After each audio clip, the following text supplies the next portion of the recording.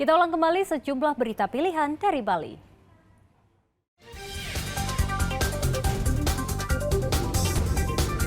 Sejumlah penyelam ikuti upacara pengibaran bendera merah putih di bawah Laut Tulamben, Karangasem.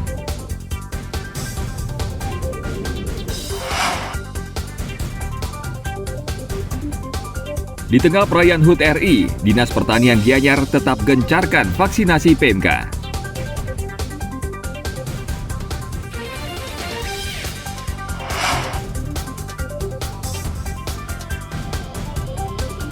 Jelang HUT RI, kawasan wisata Ubud Gianyar dipadati wisatawan domestik dan mancanegara.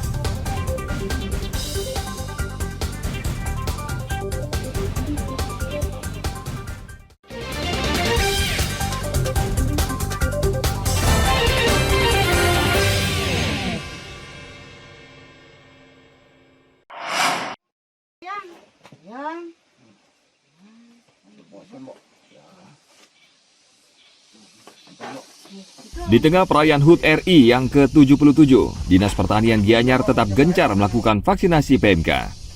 Usai mengikuti upacara bendera peringatan HUT RI, tim vaksinator menyisir sapi warga di Desa Pering Blabatu dan di Kelurahan Samplangan Gianyar Rabu kemarin. Dalam kegiatan vaksinasi kali ini, diterjunkan 2 tim vaksinator dari Dinas Pertanian dibantu petugas dari Universitas Udayana dan Dwi Jendra Denpasar. Upaya ini diharapkan mampu mencegah penyebaran penyakit mulut dan kuku yang sebelumnya telah menyerang 38 ekor sapi di Desa Medahan, Blabatu. Rangka pelaksanaan vaksinasi tahap kedua, meskipun dalam suasana Hari Raya Kemerdekaan, kami tetap bersama tim melaksanakan vaksinasi. Hari ini kami menyasar di 2 desa, yaitu di Desa Kelurahan Samplangan dan Desa Pring. Kita hari ini tetap menyasar kepada ternak sapi yang sehat. Kalau kita temukan nanti diduga sakit, kita akan berikan penjelasan untuk memberikan kesembuhan pada ternak sapinya. Sehingga nanti kalau sudah dia sehat, barulah kita akan melaksanakan vaksinasi untuk hewan ternaknya.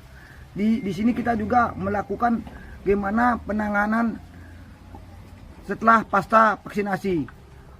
Ternak harus tidak boleh dimandikan selama 4 hari, udah itu tetap di dalam keadaan ternaknya itu diawasi oleh pemilik, karena tidak boleh ada lalu lintas ternak dalam jangka waktu pelaksanaan vaksinasi. Sehingga kita benar-benar dari hulu ke hilir, orang, bahan, dan hewan itu harus kita awasi di dalam penanggulangan vaksinasi, pelaksanaan vaksinasi ini. Sehingga kita benar-benar menghasilkan hasil vaksinasi yang maksimal, sehingga benar-benar hasil itu ada manfaatnya bagi petani ternak untuk ternak itu menjadi sehat. Disuruh menjaga kebersihan kandangnya. Terus Makannya tetapi tidak mentah, supaya saya membuat makanan yang matang-matang agar tidak kena penyakit PMK. Sampai saat ini sekitar 20.000 ekor sapi sudah divaksin tahap pertama dan 7.500 ekor sapi sudah divaksin PMK tahap kedua. Sementara jumlah total sapi di wilayah Gianyar mencapai 51.000 ekor lebih. Tim Liputan melaporkan dari Gianyar.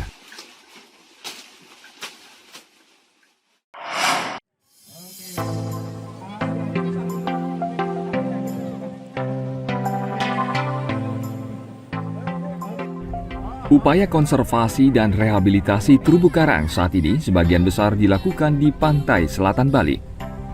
Hal tersebut disebabkan oleh faktor lingkungan, cuaca, serta aktivitas manusia yang bersentuhan langsung dengan terumbu karang. Konservasi terumbu karang antara lain dilakukan di Pantai Pandawa, Serangan, Tulamben, dan Gilimanuk.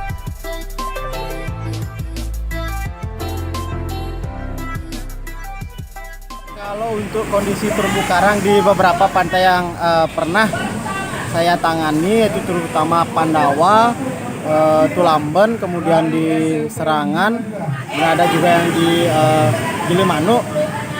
Untuk di daerah selatan mungkin kondisinya agak di bawah dari lokasi di Tulamben dan di Gilimanuk. Jadi Mengapa kita fokuskan untuk kegiatan konservasi ini itu lebih banyak di daerah selatan, karena begitu kondisinya agak lebih perlu untuk kita perlu untuk kita tanami, perlu kita rehabilitasi. Kalau untuk karang di alam mungkin ada beberapa banyak faktor yang membuat kerusakan. Yang pertama itu ada cuaca, karena cuaca suhunya terlalu panas. Kemudian aktivitas masyarakat mungkin yang mengakibatkan karang itu sendiri rusak, seperti mungkin dari beberapa aktivitas yang bergesekan dengan habitat karang itu sendiri. Jadi itu. Edukasi pelestarian terumbu karang terus dilakukan kepada masyarakat.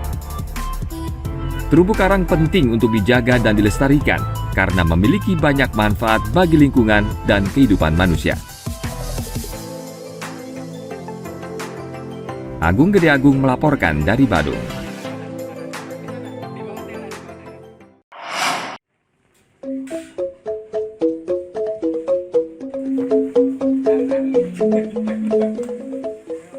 Usaha pembuatan bade atau wadah jenazah untuk upacara ngaben sampai saat ini masih ramai pesanan.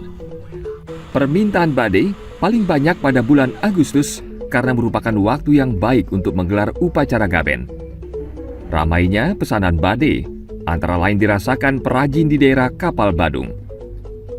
Pesanan bade telah diterima perajin jauh hari sebelum pelaksanaan upacara ngaben.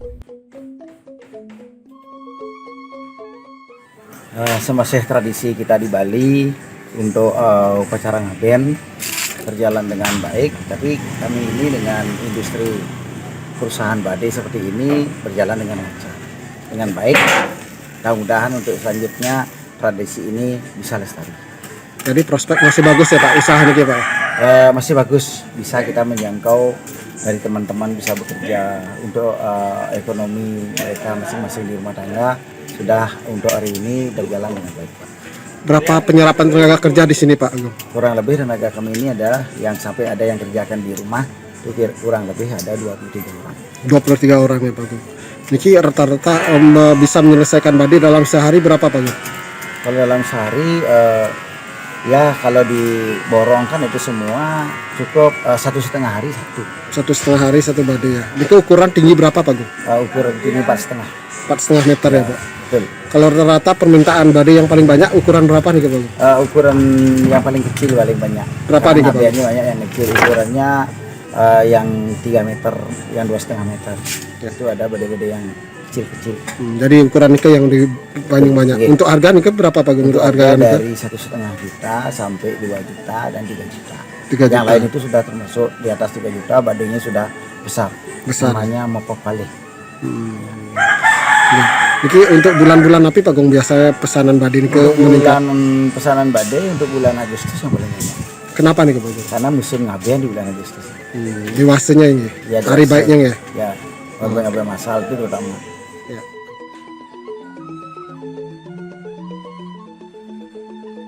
Tinggi badai yang dibuat disesuaikan dengan kondisi lingkungan pemesannya. Badai yang paling banyak dipesan setinggi 2,5 hingga 3 meter. Harga badai bervariasi mulai dari 1,5 juta rupiah hingga di atas 3 juta rupiah per buah. Usaha pembuatan badai ini mampu menyerap 23 orang pekerja di sekitar tempat usaha tersebut. Agung Gede Agung melaporkan dari Badung.